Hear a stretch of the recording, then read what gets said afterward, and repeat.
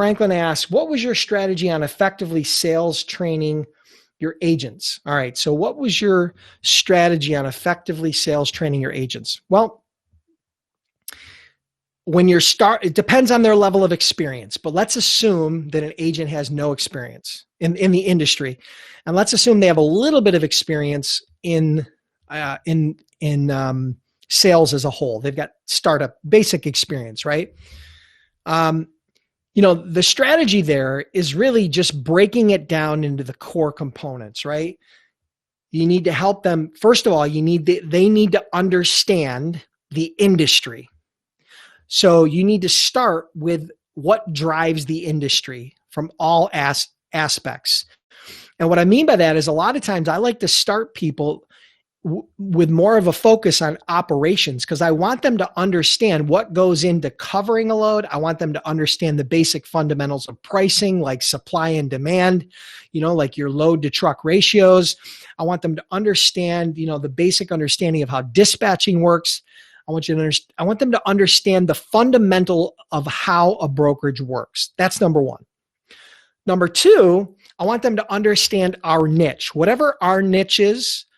If we have a niche, if your company has a niche, or how to find a niche, for them to identify a niche, and the fact that they don't want to be a jack of all trades, master of none.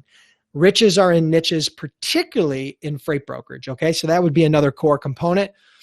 Third would be how to find those shippers, how to find people in that niche, right? How to identify and find that audience.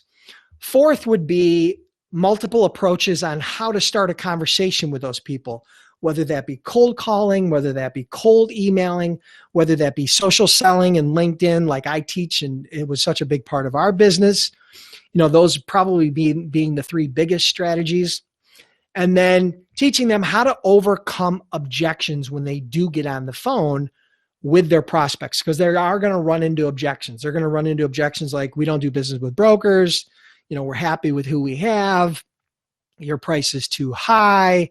I don't have time. I mean, the typical objections you're going to get in any sale. Okay.